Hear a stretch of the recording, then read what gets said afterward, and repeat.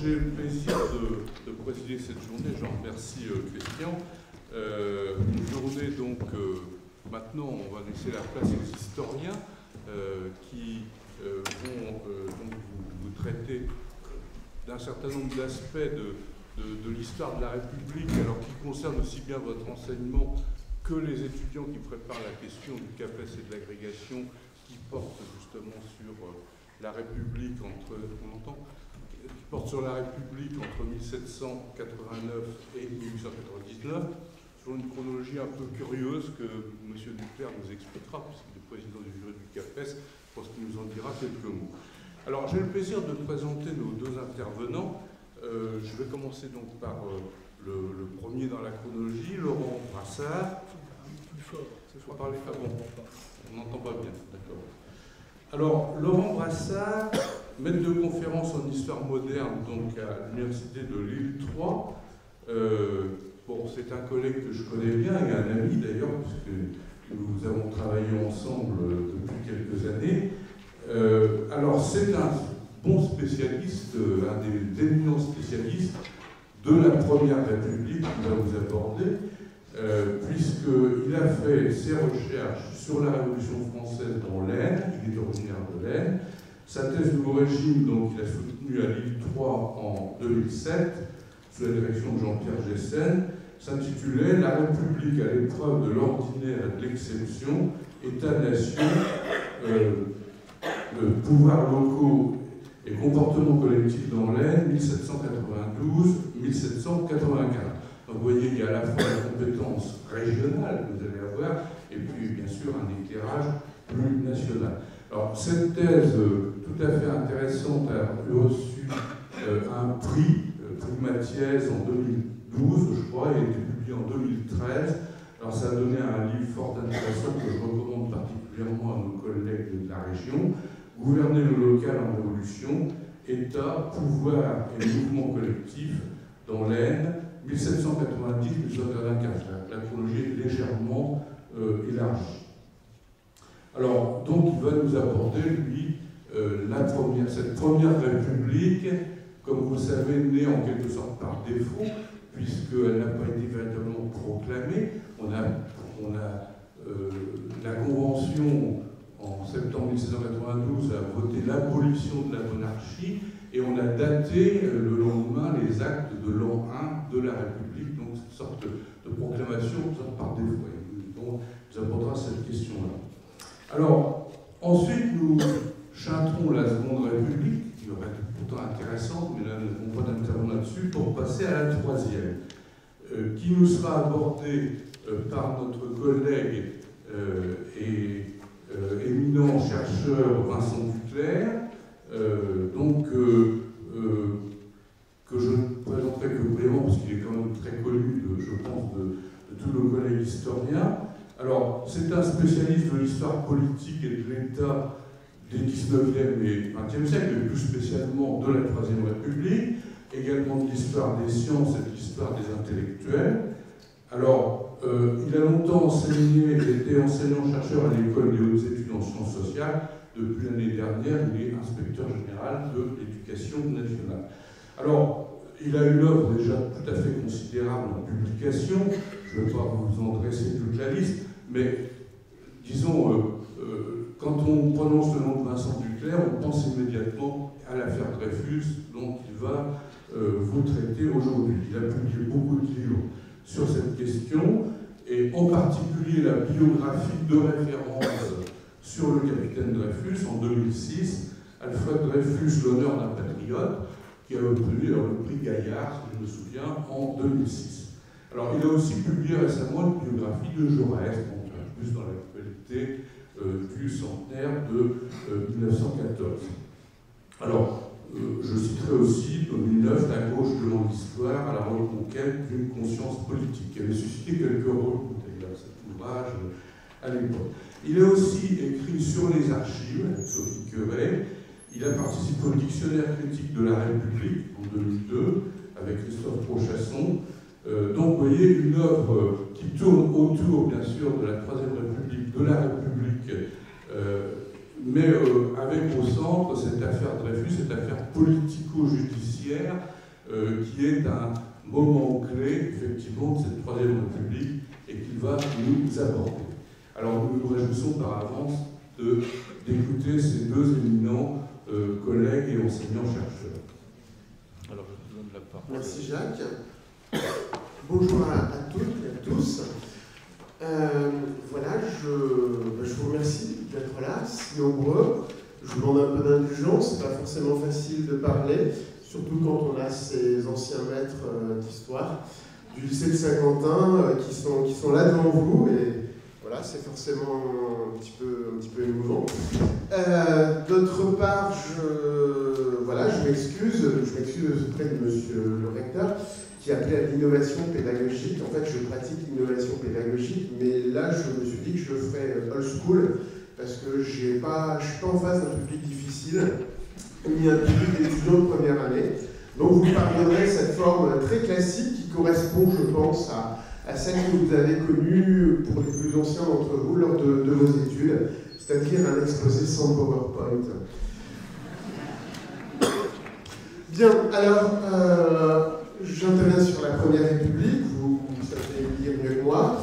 Alors, quoi de neuf sur la Première République? Comment la penser pour mieux l'enseigner? Alors, la Première République, première évidence, qui ne va pas toujours de soi, puisque quand on pense Première République, on pense toujours Convention nationale.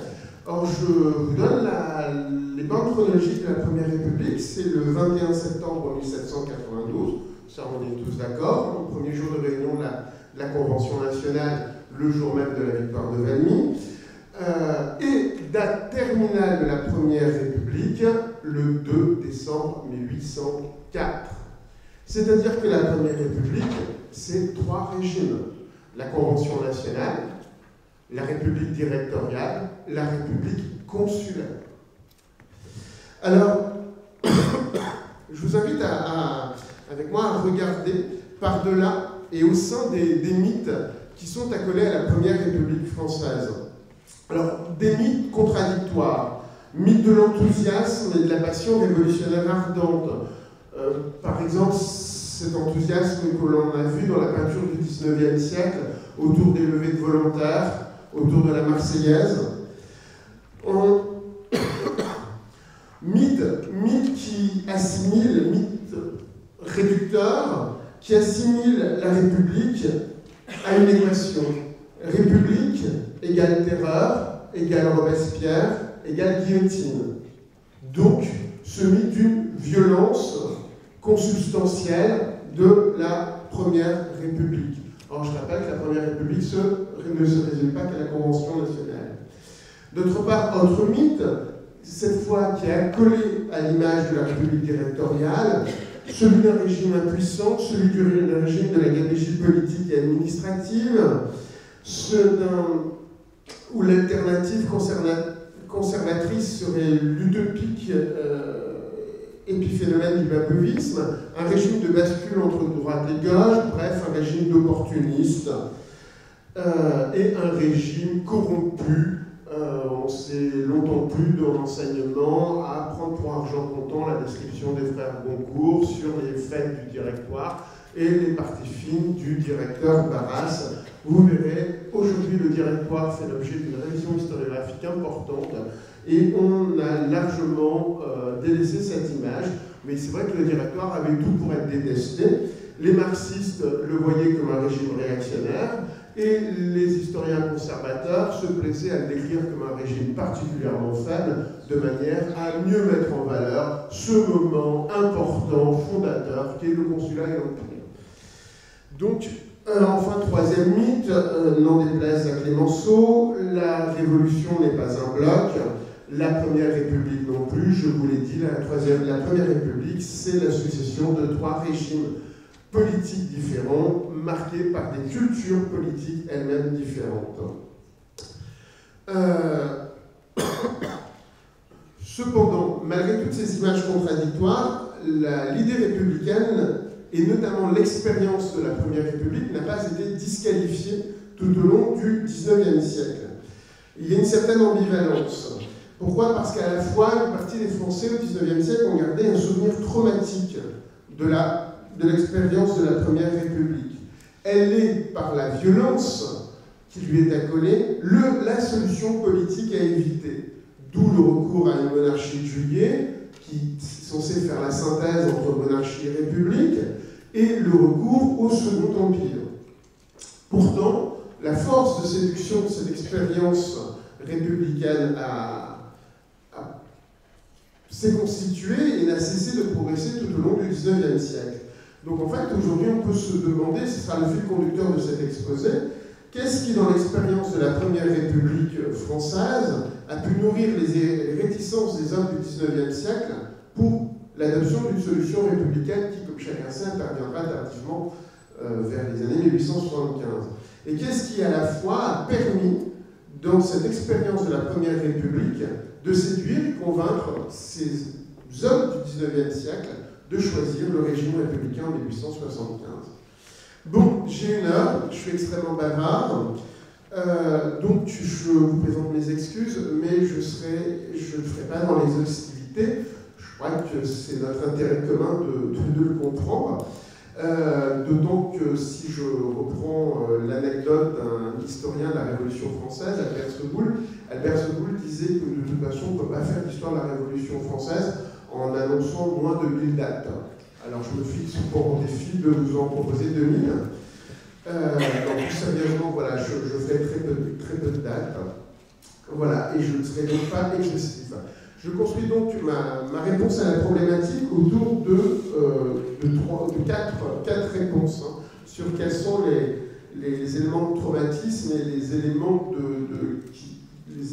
les promesses d'avenir pour les hommes du XIXe siècle. Donc, première partie, c'est rappeler que la Première République n'est pas un bloc, qu'elle est une succession de 3 régimes politiques d'assemblée. La seconde partie posera la question: quelle démocratie pour quelle citoyenneté sous la Première République? Ma troisième, évidemment, n'évitera pas la question de la violence qui fut consubstantielle au régime républicain. Et enfin, je terminerai évidemment par l'espoir, c'est-à-dire insister sur la dimension de laboratoire que fut la Première République française. Ce laboratoire qui a permis à la solution, à la proposition républicaine de prospérer tout au long du XIXe siècle. Donc, la Première République n'est pas un bloc, c'est d'abord 3 régimes politiques d'assemblée. C'est un régime parlementaire. D'abord, la Convention nationale. Elle se réunit le 20 septembre 1792. Elle joue un rôle d'assemblée constituante jusqu'en juin 1793, où une constitution est hâtivement élaborée, puis approuvée par référendum, le premier de l'histoire de France, en juillet 1793.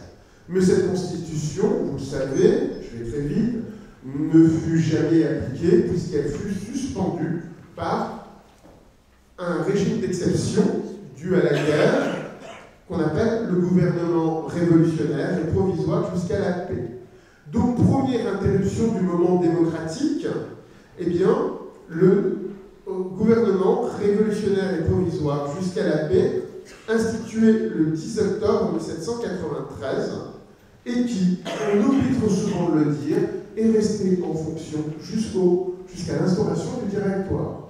C'est-à-dire que ce gouvernement d'exception n'est pas tombé avec Robespierre. Donc c'est un gouvernement d'exception qui suspend la démocratie, qui au nom du salut public interrompt les élections, élimine l'opposition politique, ignore, ou plutôt sacrifie les droits individuels sur l'autel de la raison d'État.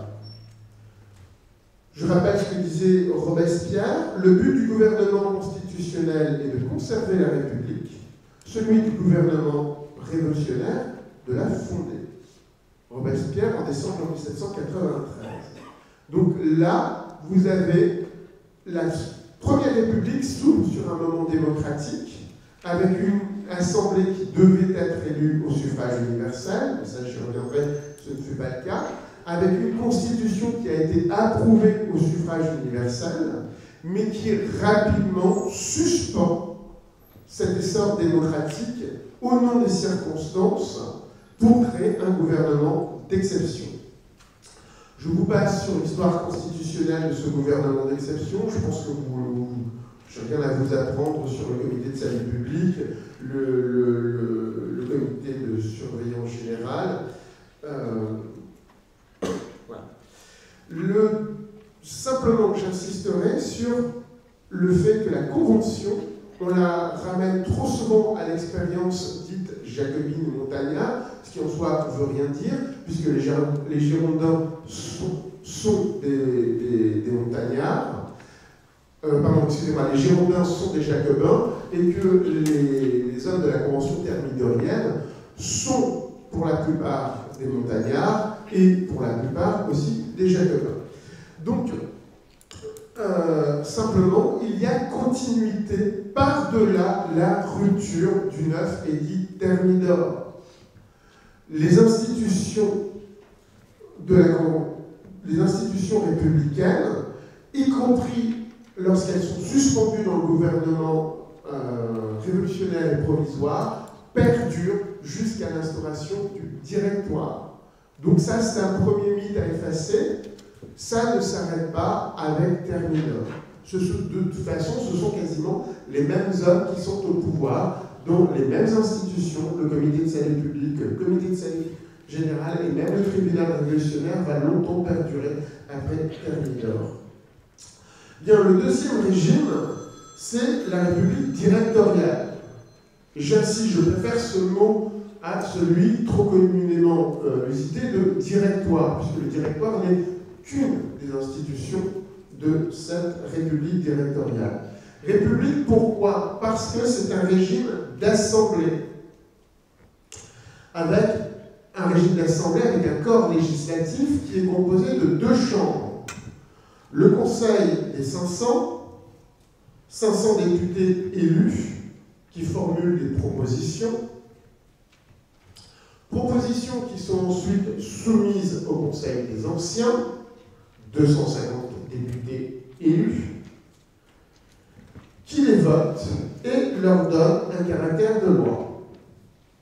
L'exécutif appartient à un directoire, c'est-à-dire un exécutif collégial de 5 membres qui sont, vous voyez le pouvoir, quand même, l'importance des assemblées, qui sont désignés par les assemblées et renouvelés tous les ans par 5e. Et donc ce directoire détient le pouvoir exécutif. Enfin, 3e régime, le consulat, à partir de novembre 1799 jusqu'en 1804, le consulat qui s'intitule aussi République consulaire. Le consulat qui signe tous ces documents République française, ce qui ne sera plus le cas après 1804 avec l'Empire. Le consulat, là vous aurez une première césure importante puisque l'exécutif va être renforcé au détriment du législatif. Pour autant, le pouvoir législatif continue d'exister avec 2 chambres. Le tribunat, 100 membres d'au moins 25 ans, et un corps législatif de 300 membres de plus de 30 ans. Mais ces chambres existent, mais leur pouvoir est très faible. Le tribunat ne doit que discuter les lois, pas les voter. Et le corps législatif, lui, vote les lois, mais sans les discuter. Donc, en fait, on a là un régime parlementaire qui est presque fictionnel, tant que l'exécutif est fort. Alors, d'autant que je précise que les lois sont souvent proposées par le pouvoir exécutif, à savoir les 3 consuls, tout en sachant que sur les 3 consuls, un seul a véritablement le pouvoir, le premier, Napoléon Bonaparte. Alors, voilà, ce qu'on peut retenir, c'est que la République reste quand même profondément attachée à l'idée d'un régime parlementaire. Mais la République est aussi fragile, puisque lors de ces trois expériences institutionnelles, eh bien, la démocratie, le parlementarisme ont parfois été suspendus. Démocratie suspendue avec le régime d'exception du gouvernement révolutionnaire et provisoire, d'octobre 1993 jusqu'en Vendémiaire en 3. Enfin, régime qui a aussi contrarié la démocratie sous le directoire, ça j'y reviendrai, en annulant plusieurs fois le verdict des urnes lorsque ces urnes lui étaient défavorables. Et enfin, un consulat qui amenuise la part du parlementarisme dans son projet. Alors maintenant, second point, important pour la mémoire, quelle démocratie pour quelle citoyenneté sous la Première République? Il y a un accord sous la Première République, c'est autour du primat, mais ça c'est pas très novateur, ça rejoint les idéaux des fondateurs de 1789, c'est le primat de la souveraineté nationale. Tout pouvoir et toute responsabilité proviennent de la nation et doivent s'exprimer dans le principe de l'élection. Néanmoins, donc le citoyen est au cœur, est à la fois le cœur et la base de la construction institutionnelle des différents régimes de la Première République. Alors, premier aspect, autrement dit mon constat, les reformulations de la citoyenneté. Reformulation, pourquoi? Parce qu'on sera, en fonction des régimes, dans une hésitation constante entre élargissement ou rétrécissement du corps civique. Alors, la Première République, en l'occurrence la Convention nationale, commence par un idéal d'élargissement du corps des citoyens.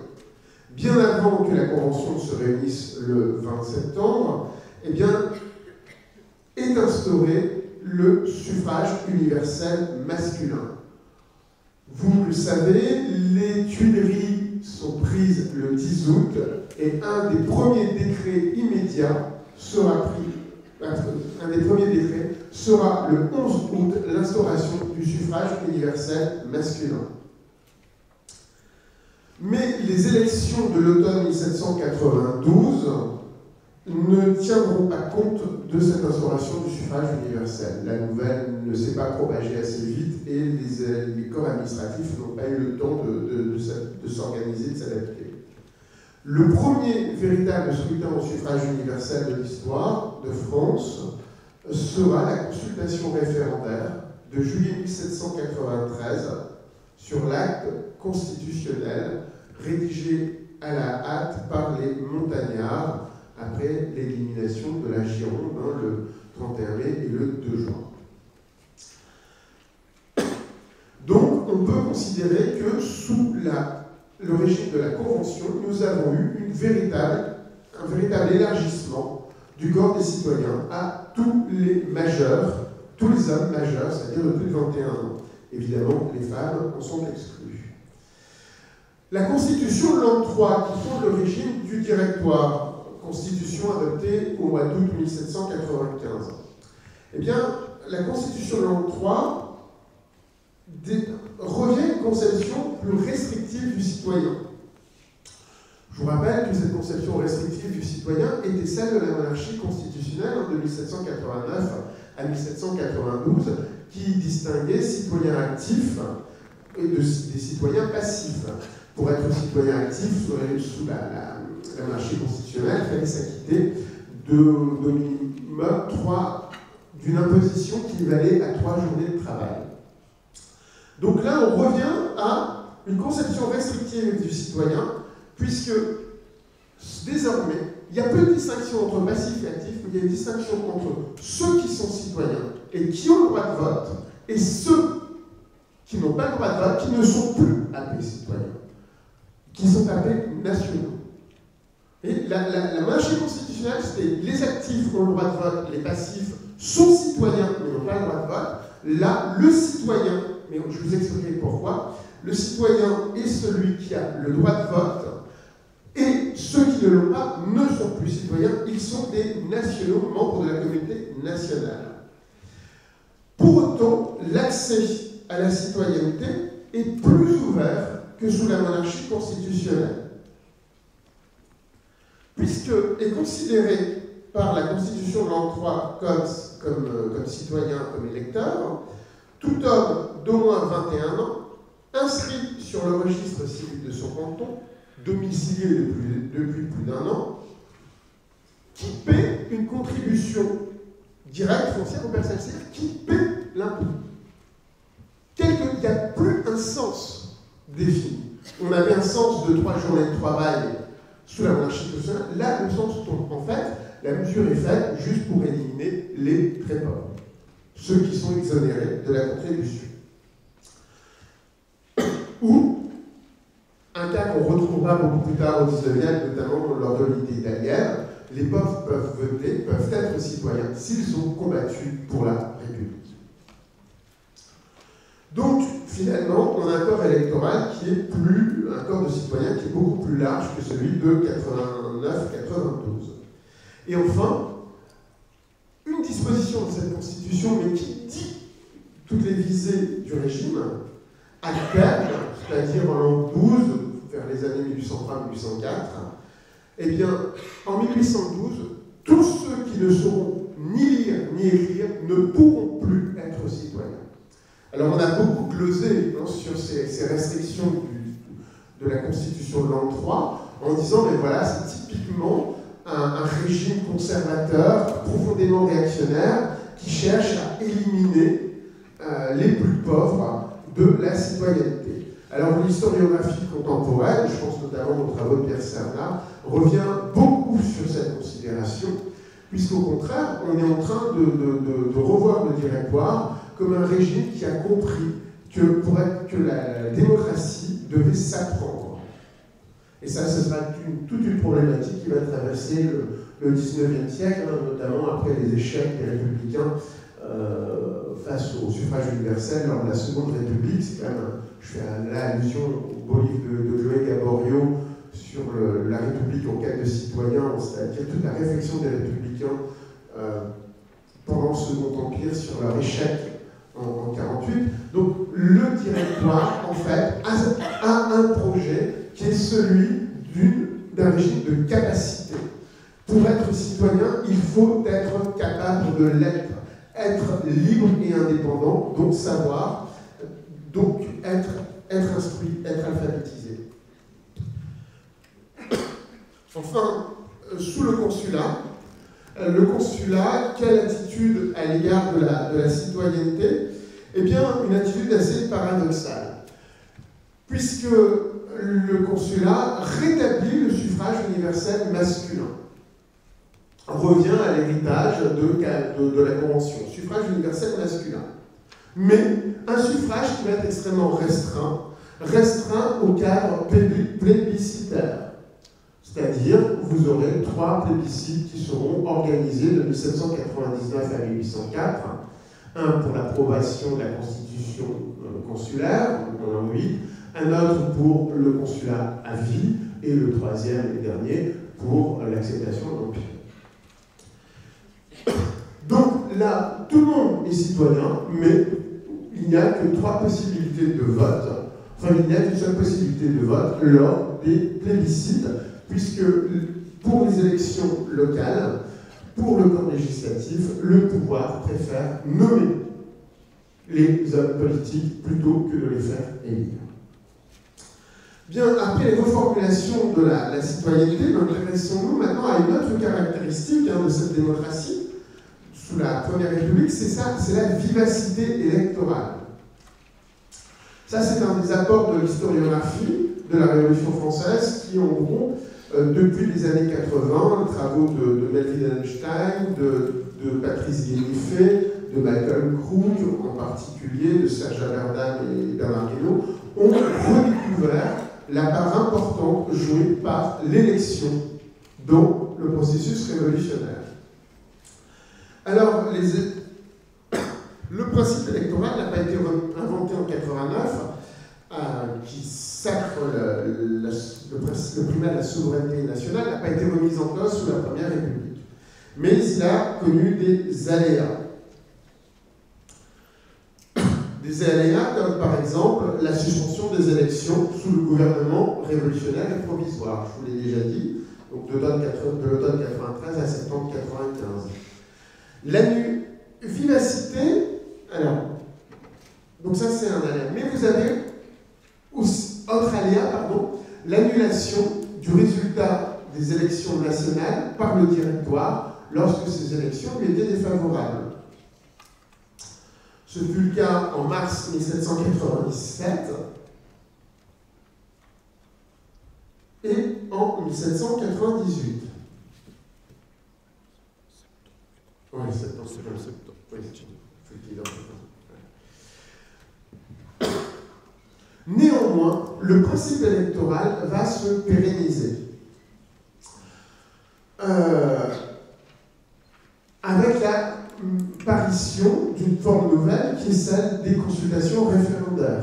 En juillet 1993, pour l'approbation de la Constitution de juin 1993, jamais appliquée. En septembre 1795, pour l'approbation de la future Constitution du Directoire, la Constitution de 3. En janvier 1800, pour l'approbation de la Constitution consulaire.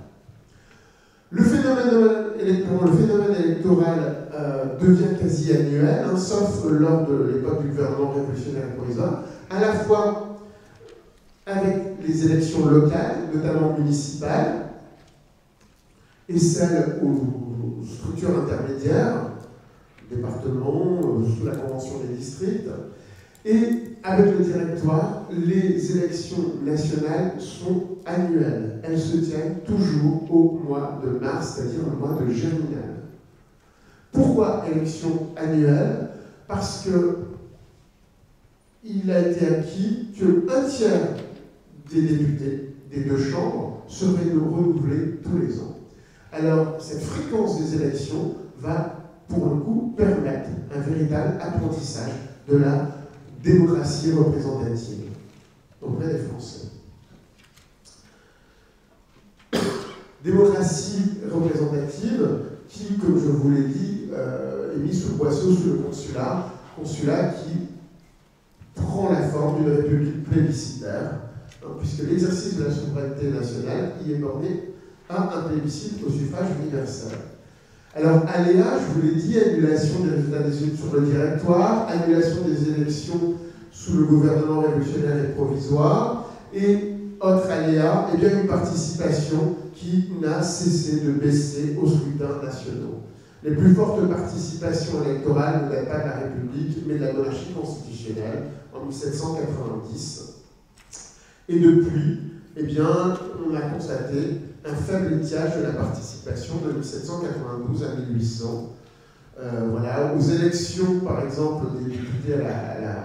Je ne vais pas vous faire, puisque ça va être très long, mais l'explication du système électoral, mais au mois d'août 1792, lorsque les citoyens se réunissent pour élire en assemblée primaire au canton, ceux d'entre eux qui iront à l'assemblée électorale départementale élire les conventionnels de leur département, et bien dans les assemblées primaires au chef-lieu de canton, les élections le 26 août, on constate 15% de participation. Alors, il y a plein de raisons, je reviendrai là. En juillet 1793, là, c'est le meilleur score de la décennie, c'est la première consultation référendaire pour l'approbation de la Constitution, c'est 38 à 40% de participation. Bon, mais 99% d'approbation. La Constitution de l'an 3, c'est 18% de participation, et le plébiscite pour l'approbation du consulat en 1800, 23%, mais on sait depuis 15-20 ans, depuis les travaux de Claude Langlois, que ce plébiscite a été totalement caviardé par le pouvoir consulaire. Les urnes ont été bourrées, Et donc on a une gigantesque tricherie, à la fois dans l'approbation et dans le chiffre de participation. Donc, vous voyez, très faible taux de participation. Comment ça s'explique? Par l'apprentissage nécessaire de la démocratie, c'est un fait, mais aussi par les procédures de vote. Procédure de vote, pourquoi? Parce que le vote n'est pas individualisé. On vote en assemblée.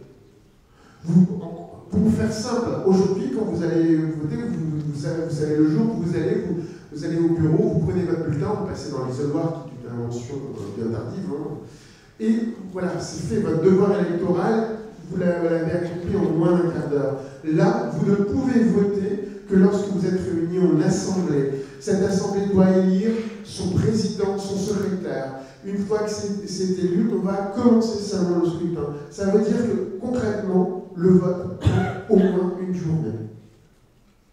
Et lorsque c'est les votes aux assemblées primaires, c'est-à-dire pour désigner les grands électeurs, eh bien, il faut se déplacer au chef-lieu de canton. Donc, c'est pas simple. Et quand les élections, comme en 1792, se déroulent le 26 août, c'est-à-dire en pleine moisson, vous comprendrez que personne, dans un pays profondément rural, personne n'a envie de perdre une journée, voire parfois deux, pour aller voter. Donc là, il y a aussi un petit problème technique dans l'organisation des scrutins. Bon, reformulation de la citoyenneté, vivacité électorale, enfin dernier point, comment vivre sa citoyenneté sous la Première République. L'exercice de la citoyenneté ne se résume pas qu'à la participation aux différents scrutins. D'autres modes, d'autres manières d'être citoyen existent, à commencer par le port des armes et de l'uniforme, qui devient plus que jamais un corollaire de la citoyenneté. Sous la monarchie censitaire, les citoyens actifs, mais pas les passifs, devaient servir dans la garde nationale. Avec la République, s'impose progressivement l'idée du service militaire universel, corollaire de la citoyenneté. Le principe de la conscription était en germe dans la levée en masse du 26 août 1793. Il fut pérennisé par le directoire. Encore une fois, le directoire, laboratoire de la modernité et surtout laboratoire des réussites du consulat et de l'Empire, avec la loi Jourdan-Delbrel du 5 septembre 1798, qui crée le service, qui crée la conscription, le service militaire et universel, dans des formes qui perdureront jusqu'en 2000. Être citoyen, c'est aussi participer à une sociabilité politique. Cette sociabilité politique, je ne vais pas être très long, Jacques Vernet est bien plus spécialiste que moi du sujet.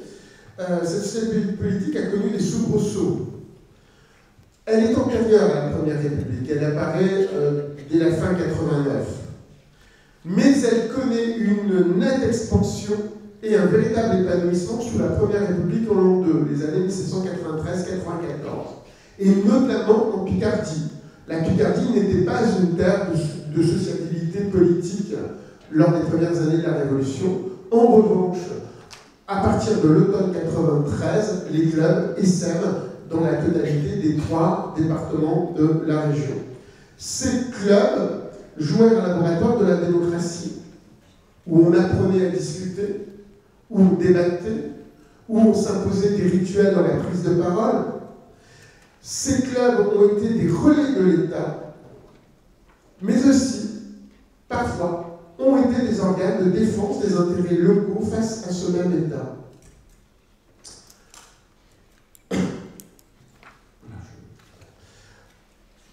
Alors, l'an 3 s'accompagne d'une réaction des conventionnels à leur égard. Leur activité à ces clubs est d'abord restreinte, avant d'être interdite en août 1795. Donc les clubs disparaissent. Mais le directoire, que l'on présente toujours comme un horrible régime réactionnaire, autorise la liberté de la presse et se montre favorable à la renaissance des sociétés politiques, notamment lorsque le danger royaliste se fait plus pressant en l'enceinte. Donc, après 1796, vous avez de nouveau une renaissance de la sociabilité avec les cercles constitutionnels qui ont essaimé dans au moins 660 communes.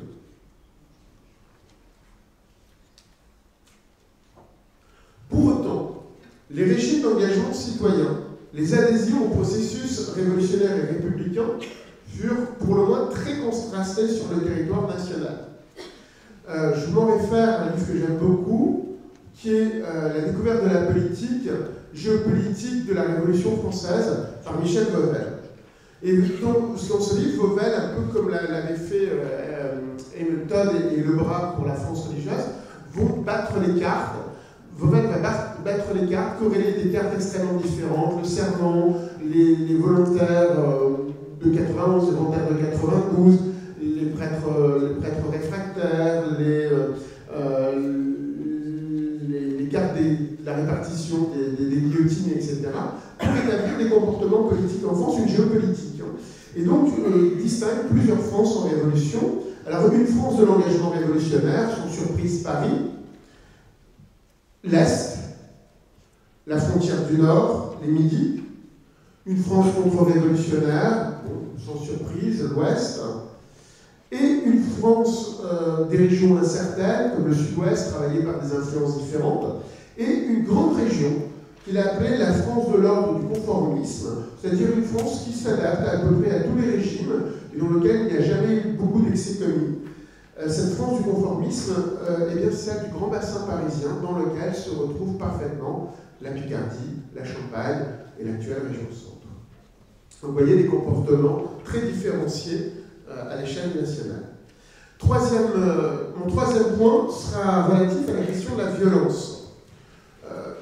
Autrement dit, on va célébrer les noces de sang de la République avec les Français et l'Europe. Dans le souvenir des Français du XIXe siècle, la solution républicaine a mis du temps à s'imposer, car la République était associée à la violence, et plus précisément à ce moment paroxystique de la terreur. Donc oui, République et violence ont marché de pair, et pas qu'en l'an 2. Rappelons tout d'abord que toutes les années de la Première République sont des années de guerre. Notre hymne national nous le rappelle. La Première République est fille de la guerre, veuve de guerre et victime de guerre. Je me fais plus clair. Fille de guerre, pourquoi ? C'est l'entrée en guerre en avril 92 qui précipite la chute du roi. Je vous rappelle que les royalistes voulaient la guerre pour écraser la Révolution et les plus avancés des législateurs, en l'occurrence les Girondins, voulaient la guerre pour démasquer le roi et faire tomber la monarchie. C'est chose faite le 10 août et les noces de la guerre et de la République c'est les hasards du temps, les hasards des concordances du temps, eh bien, sont célébrés avec Valmy, puisque le 20 septembre 92, la Convention se réunit. Le 21 septembre, le lendemain, c'est la victoire, la première grande victoire française depuis avril 92, la victoire de Valmy, et ce jour-là, il donc abolit la royauté. Alors, République fille de la guerre, oui. République veuve de guerre, évidemment, puisque la guerre est continue d'avril 92 à la paix d'Amiens au 25 mars 1802. Et veuve de guerre, puisque la République perd ses enfants, on estime à peu près, il n'y a pas d'accord, mais l'estimation la plus basse, c'est 800 000 jeunes hommes morts, enfin 800 000 hommes morts sur les théâtres d'opération pour les armées françaises à 1,3 million. Pour les années de 1792 à 1815, Révolution empire confondue. Victime de guerre enfin, car à 2 reprises, elle fut violée par un général victorieux. La première fois en l'an 8, par un général républicain, Napoléon Bonaparte, et la seconde fois, en 1804, par le même, qui devient cette fois empereur. La guerre est aussi une des causes de ce qui est devenu dans la mémoire collective la terreur de l'an 2, c'est-à-dire une violence d'État effectuée au nom du salut public pour sauver la République et la révolution de ses ennemis. Guerre à l'extérieur. C'est-à-dire, guerre, ça on l'oublie, mais c'est guerre contre toute l'Europe. En avril 92, la France est en guerre contre l'Autriche.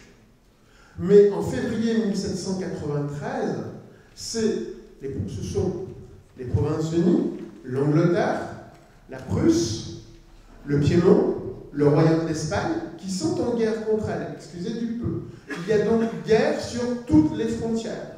Et pour la première fois de son histoire, la France se doit être en mesure de lever une gigantesque armée, la plus grande qui n'ait jamais été levée, qui atteindra en 1799-1800 1 million d'hommes.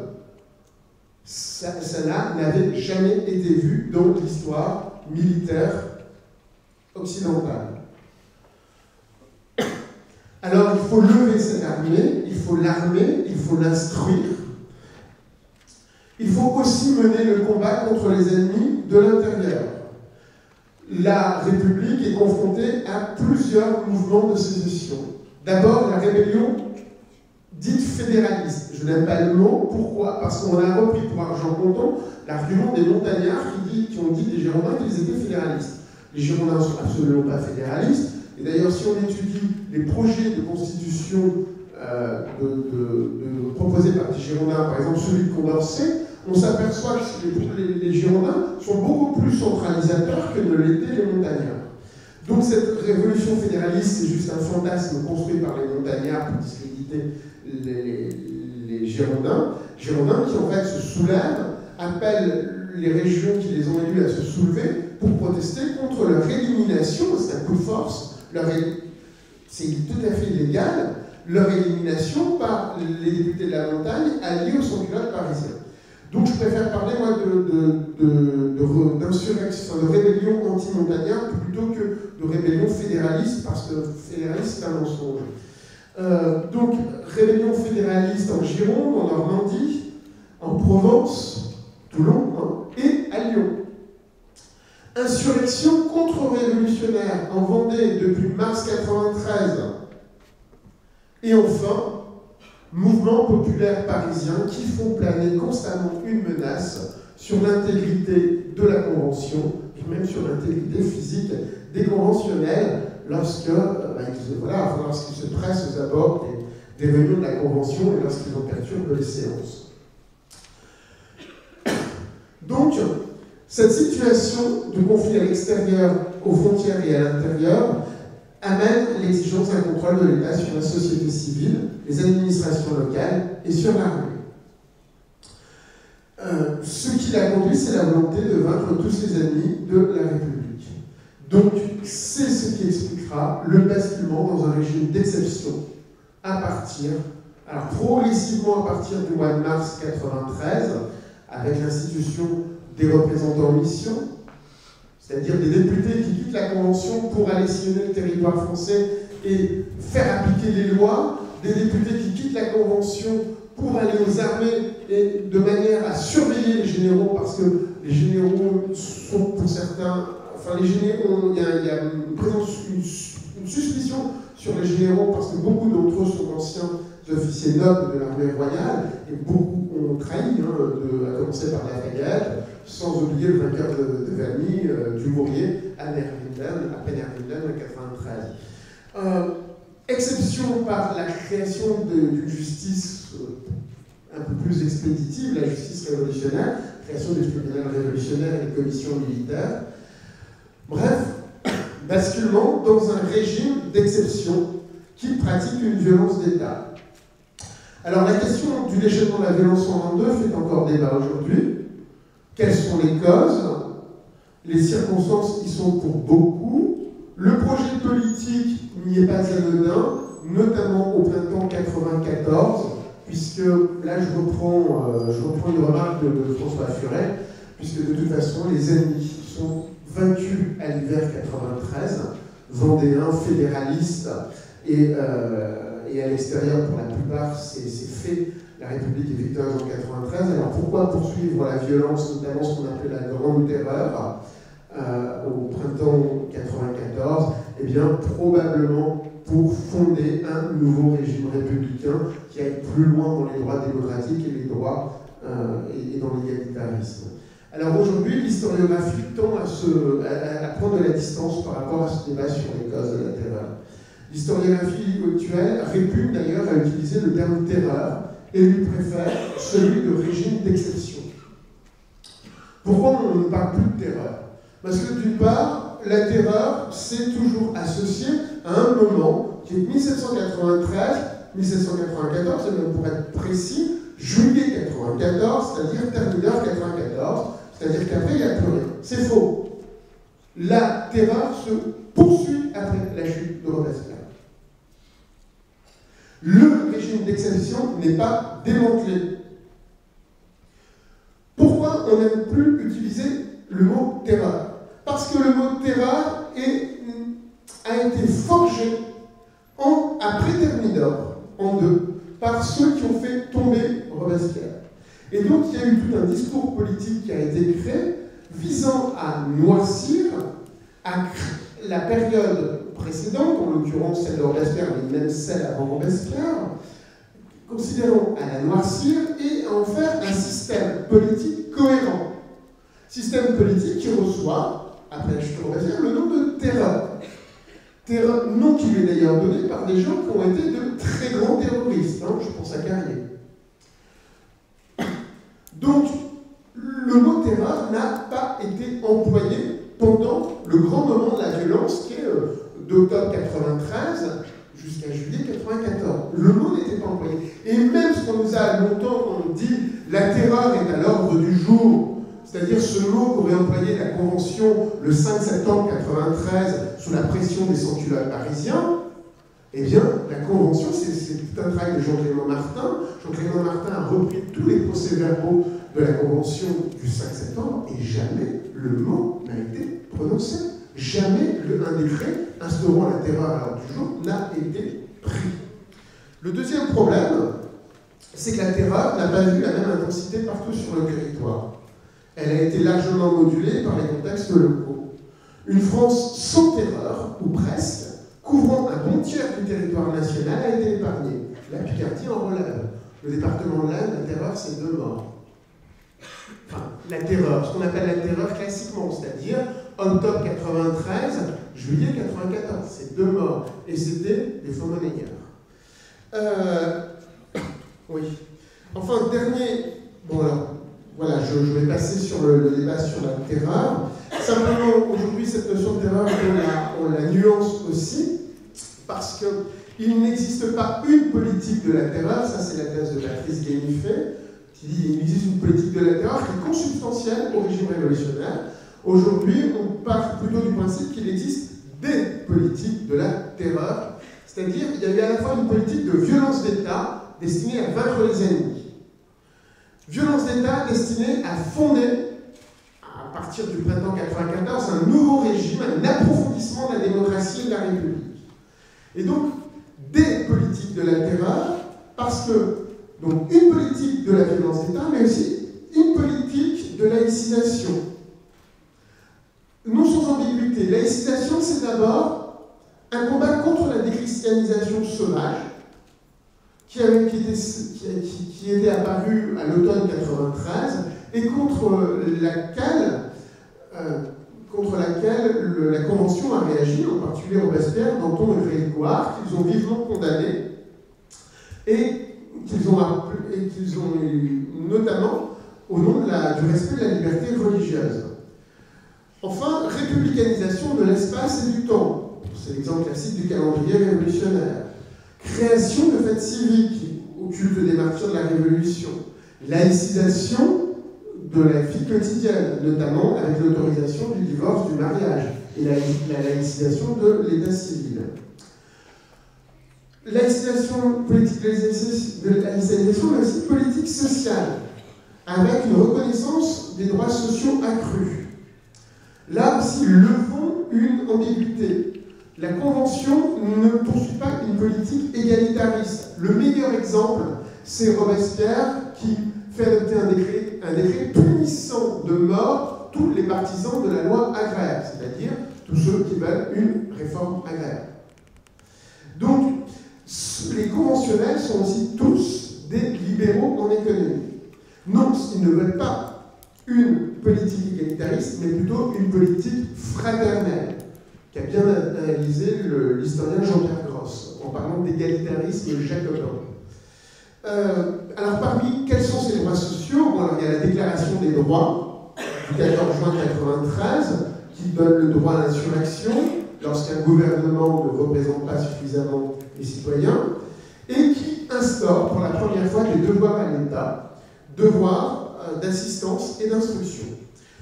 Autre grand droit reconnu, l'abolition de l'esclavage, la loi d'obligation scolaire qui impose que tous les enfants, filles comme garçons, soient scolarisés au moins 3 années, abolition définitive des droits féodaux, un partage successoral égalitaire, pension pour les veuves des citoyens morts au combat pour la République, etc., etc.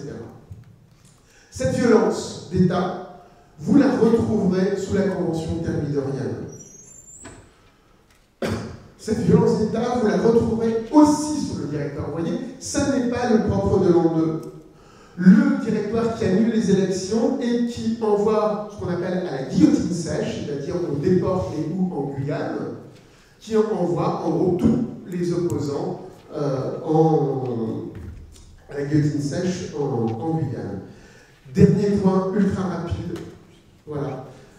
Le temps d'espérance, donc 4e dernier point, la Première République comme laboratoire. Je ne vais pas développer le laboratoire de la Convention, je vais développer ce qui est le plus mal, à mon sens, connu, ce qui a le plus besoin d'être réhabilité, la République directoriale.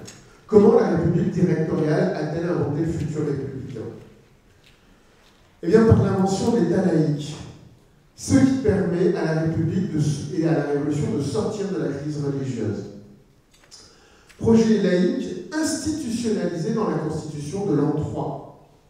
Article 354, nul ne peut être empêché d'exercer en se conformant aux lois le culte qu'il a choisi. Nul ne peut être forcé de contribuer aux dépenses d'un culte. La République n'en salarie aucun. Là sont les racines de 1905. Ensuite, comment la République prépare l'avenir? Par une politique éducative. Je vous l'ai dit, l'idéal, c'est une République des capacités. Une République de la méritocratie. Je vous l'ai dit, pour être citoyen, il y a l'exigence d'un savoir minimal. Savoir lire et écrire. Donc, comment cela se met en œuvre? Eh bien, par la création de ce qui deviendra les lycées, qu'on appelle les écoles centrales. Par la création des grandes écoles. L'école normale supérieure, polytechnique. Par la création, l'autorisation de recréer des sociétés savantes comme sous l'Ancien Régime. L'Ancien Régime a créé des sociétés d'agriculture, des académies littéraires, qui ont toutes disparu avec la loi interdisant les regroupements, la loi Le Chapelier. Eh bien, le directoire leur donne l'autorisation de se recréer pour participer au progrès humain. Et il fait mieux, c'est qu'il va même organiser cette renaissance, il y aura des soutiens des gouvernements territoriaux, y compris financiers, à cette renaissance d'une sociabilité intellectuelle et scientifique.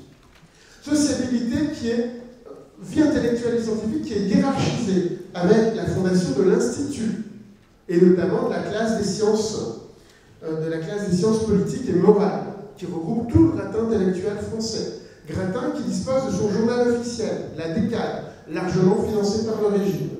Et évidemment, le régime se produit de nouveau un rapprochement entre le politique et le scientifique, puisque au ministère de l'Intérieur, des commissions sont créées. Par exemple, je connais bien la commission d'agriculture.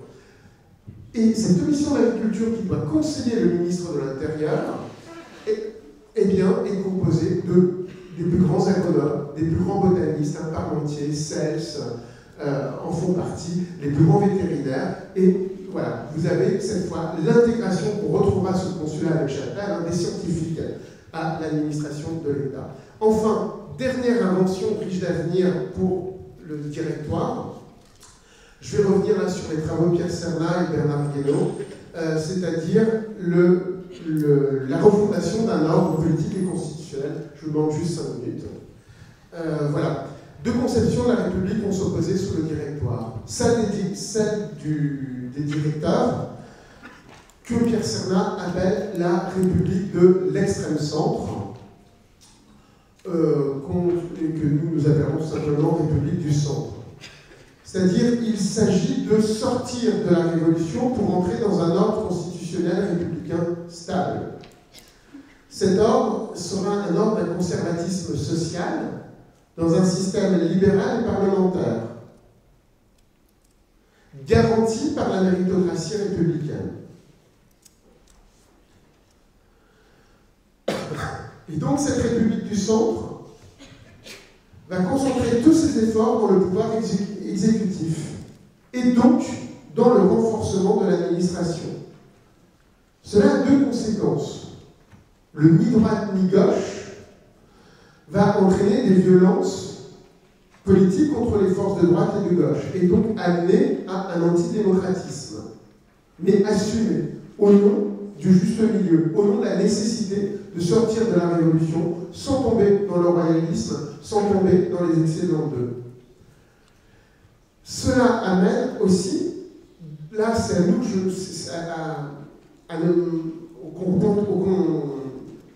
aux hommes que nous sommes, de réinterpréter la politique du Directoire. On l'a trop souvent vu comme un régime fragile qui donne un coup à droite, un coup à gauche pour se sauver. Pierre Cernat insiste sur le fait qu'il ne s'agit pas d'une politique de girouette, qu'il ne s'agit pas de revirement circonstanciel, mais au contraire, c'est un vrai projet politique. C'est une volonté du pouvoir exécutif, donc du Directoire, de définir une direction autonome, libérée des contingences idéologiques. Et pour ce faire, j'insiste, le Directoire, c'est une république de savants, donc une république d'administrateurs. Une république centralisatrice qui se veut apolitique, neutre et efficace. D'où l'effort fait en direction de la science et de l'éducation. Car il s'agit de former un citoyen qui soit libéré des passions politiques parce qu'instruit. Et donc un citoyen du juste milieu. Alors la deuxième conséquence de ce régime d'extrême centre, ce sera la dépolitisation. Voilà, et enfin, je termine là, disant qu'il y a eu un autre modèle qui s'est imposé sous le Directoire, qui est le modèle de la démocratie représentative, présenté par un groupe de républicains qu'on appelle aussi les néo-jacobins, et qui, eux, ont souhaité l'approfondissement du parlementarisme, qui ont souhaité un plus grand contrôle de l'exécutif par le législatif, qui ont souhaité un autre projet de guerre, puisque le Directoire a fondé des républiques sœurs, mais qu'il a largement exploité, alors que le projet de démocratie représentative porté par l'opposition des démocrates républicains veut raviver un idéal fraternel de grande nation, c'est-à-dire, ça c'est intéressant, construire une fédération républicaine des peuples européens. Voilà, j'en profite donc pour conclure, parce que j'ai un peu trop parlé, je m'en excuse. Je me passerai donc de faire une conclusion, mais comme vous savez tous, on enseigne tous l'histoire, la conclusion c'est quand même la partie la plus rhétorique de nos exercices. Voilà, merci. Un grand merci.